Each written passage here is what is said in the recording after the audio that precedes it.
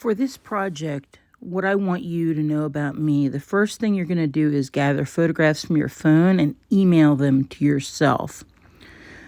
Do not try and just put them directly in your drive, especially if you have an iPhone. They'll be in the wrong format, so you need to email them to yourself.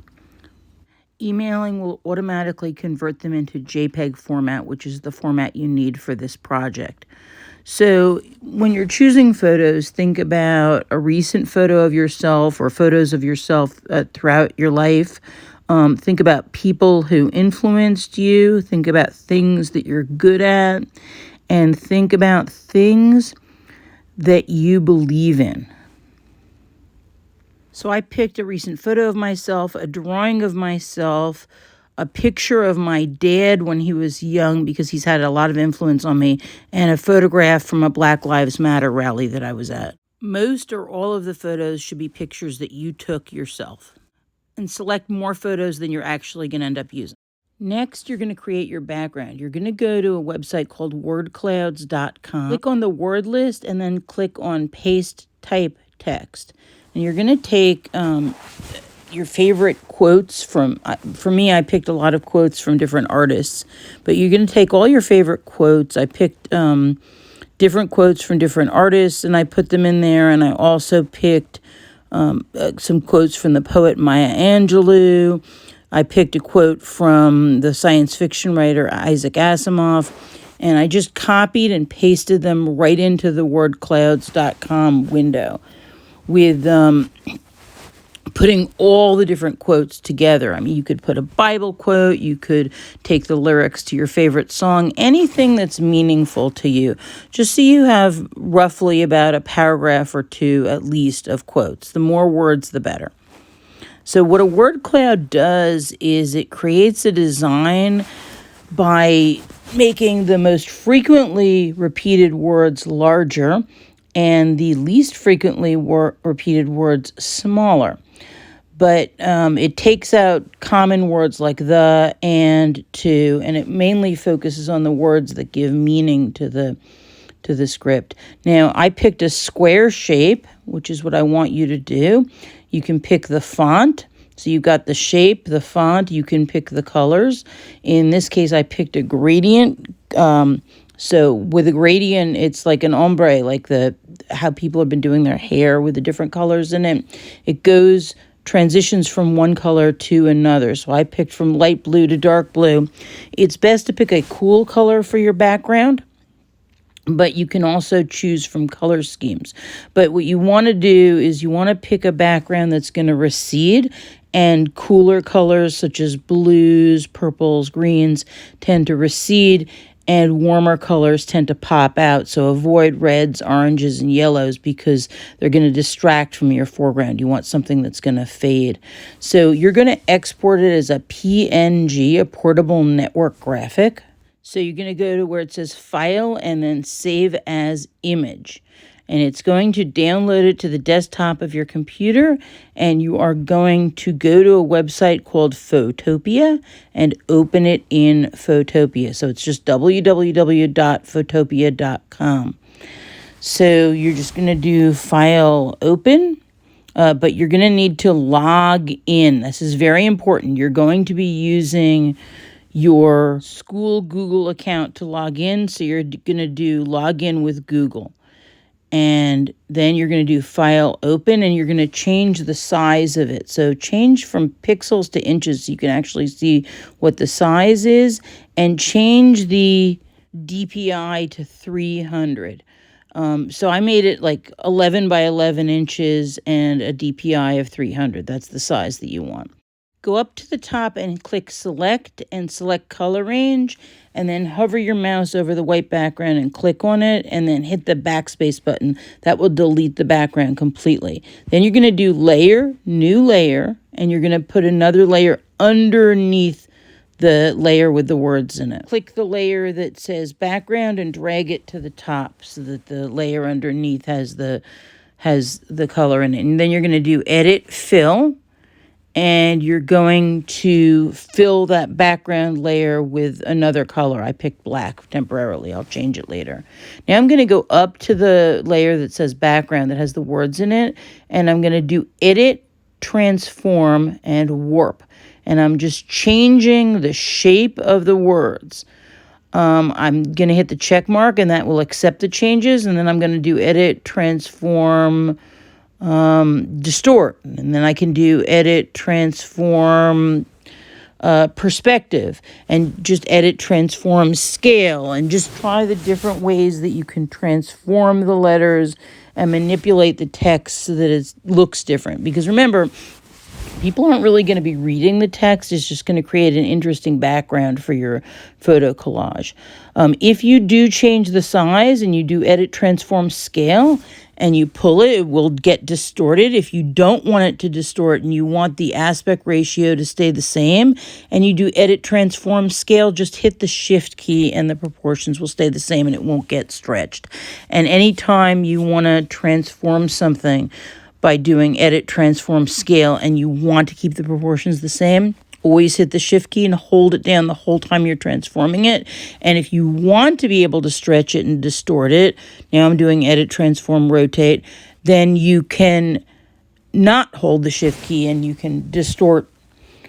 So there's times when you want to distort something and times that you don't. The other thing I'm now doing is I'm changing the opacity.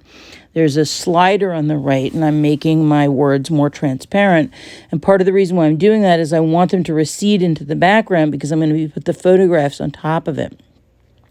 Now I'm going back to that bottom layer. I changed it to white, but I've decided instead to do what's called a gradient. So with a gradient, you pick the foreground color by just clicking on that little, see where the yellow color field is on the left and the red one? So I'm going to pick a foreground color. I'm going to pick a background color. I'm going to click over to the gradient tool, and I'm just going to click, drag, and pull my cursor, and it will create a gradient. Now I can change the gradient by doing image and image adjustments, and what I did just there is called curves. But you can change the brightness of the color, you can change the saturation. So it's just image and image adjustments will allow you to really manipulate the color, the brightness, the intensity, etc. So that's going to be my background. And now I'm going to start to bring in some of my photographs.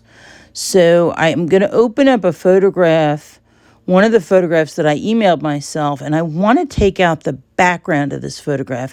And what you're going to see is that it's actually extremely difficult to do that in Photopea.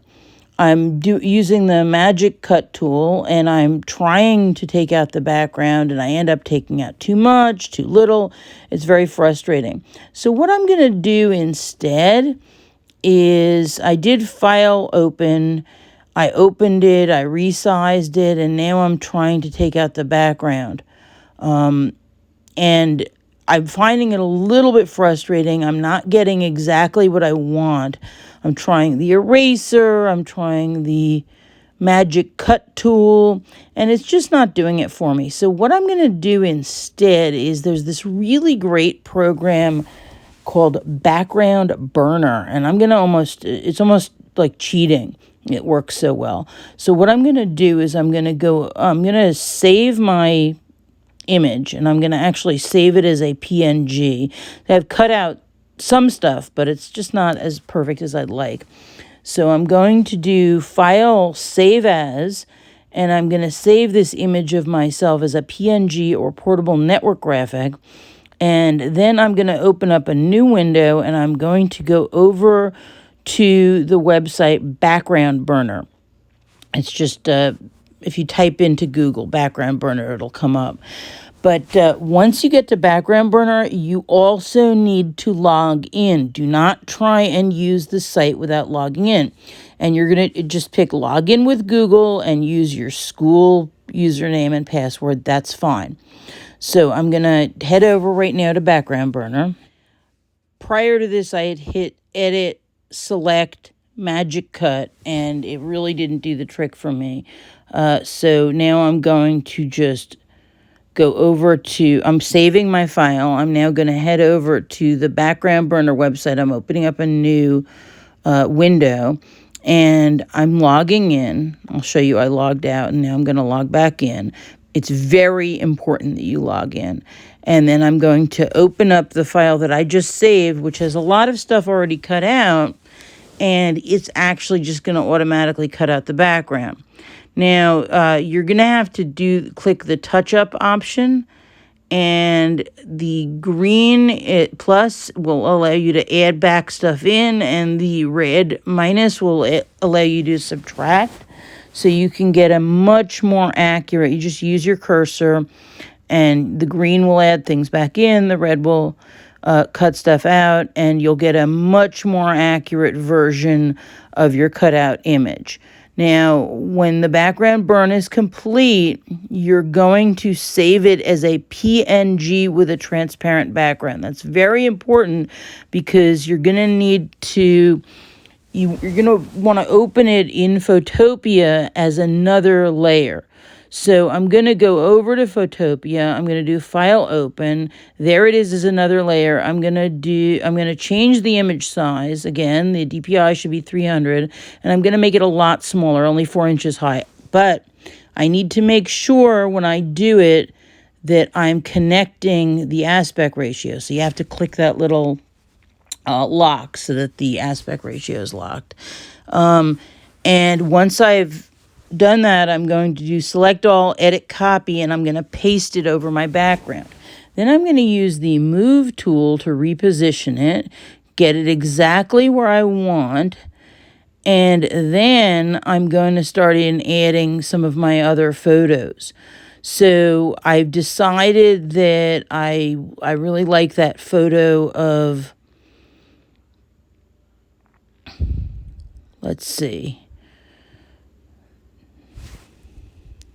the Black Lives Matter protest photo is really cool. So I'm going to open that one up, and I'm going to then have to resize it. So you do image size, and you change the PSI, but you just make the height about 5 inches tall.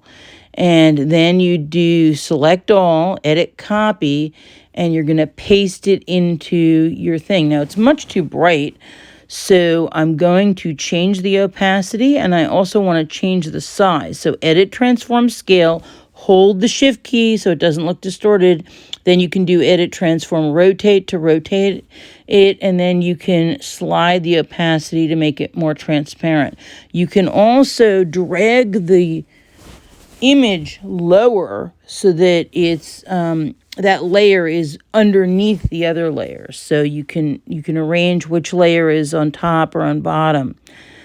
So let's see. I'm trying to figure out. I downloaded a whole bunch of pictures. So I like this drawing of myself.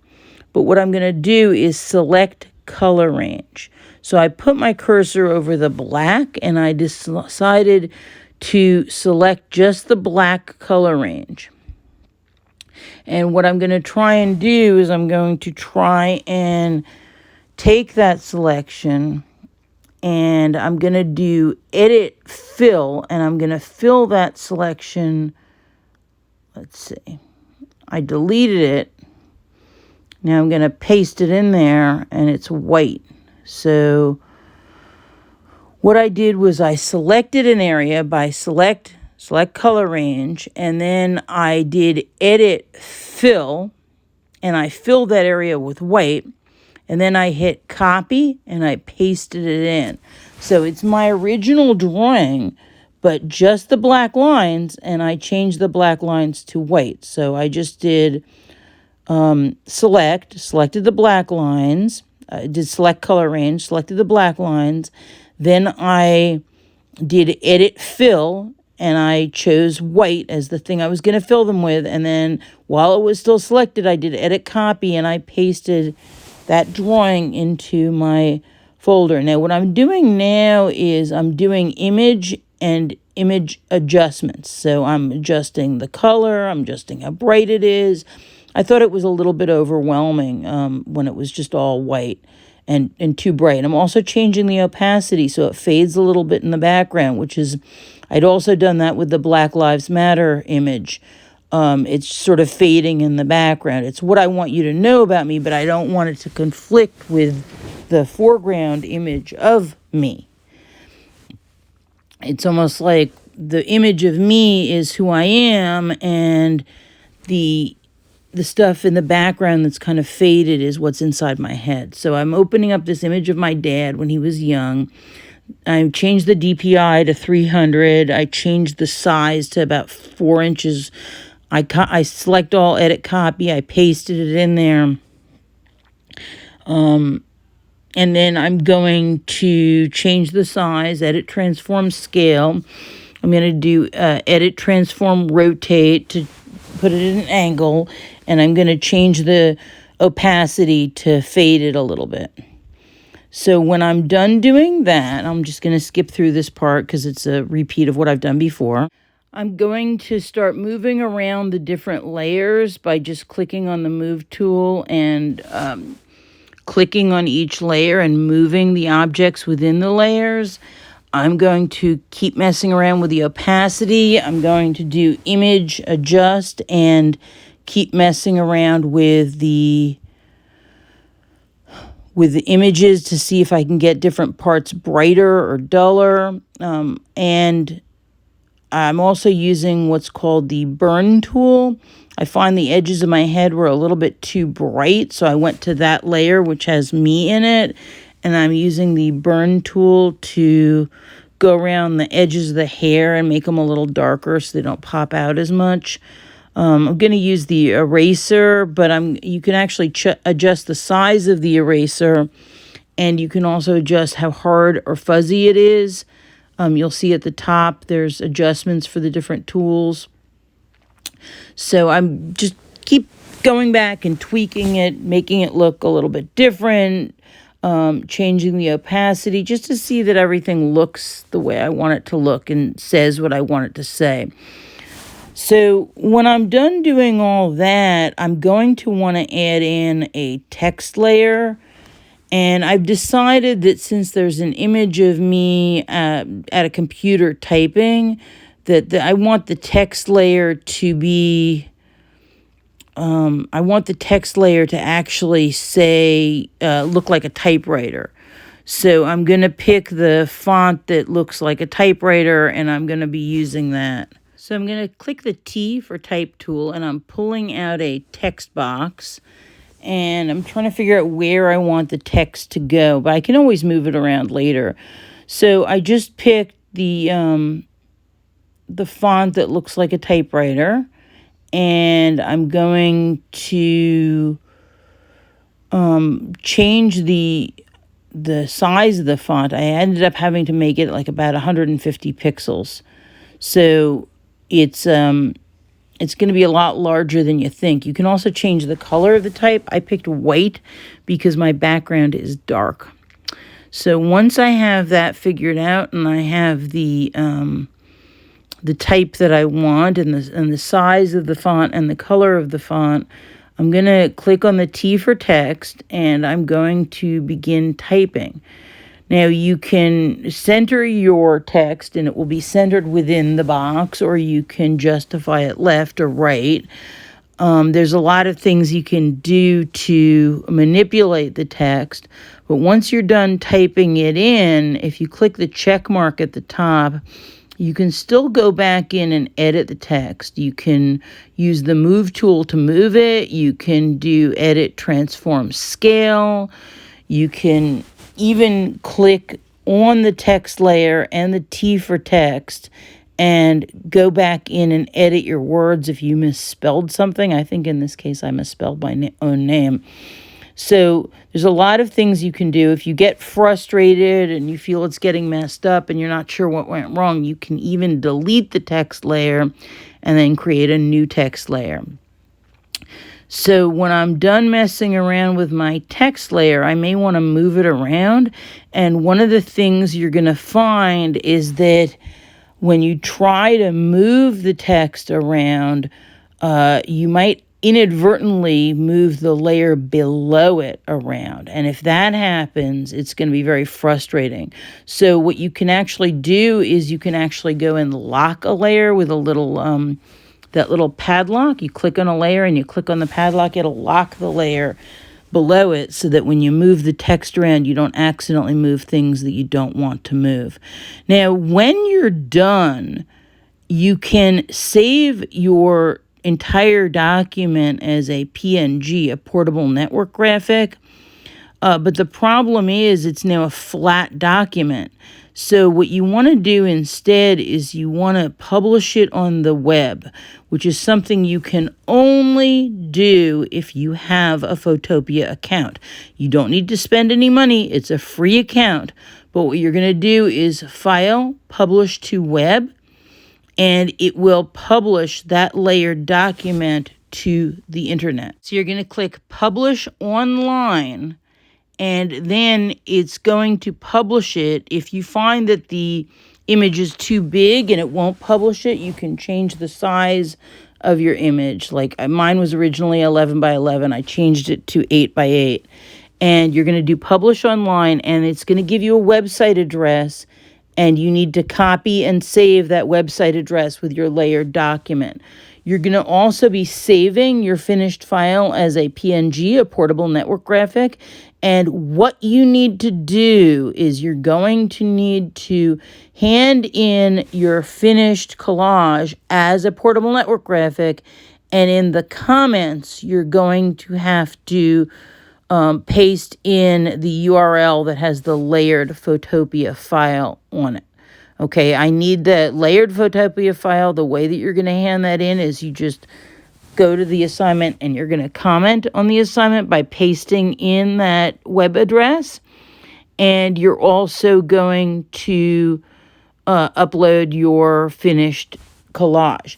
Now, it is extremely important if you want to come back and work on your work from one day to the next, that you do that thing where you publish it to the web and you save that address somewhere. You won't be able to find that address later, so you're going to have to save it somewhere like in a Google Doc. Your finished file should have a layer that is a gradient, a layer that is a word cloud, layers with different photographs, at least one layer where you have removed the background using background burner, and a layer of text. You will have learned how to adjust the layers for opacity and also for image adjustments such as brightness and exposure. You will have learned how to transform and resize the images, and you will learn how to create a cohesive composition that tells a story.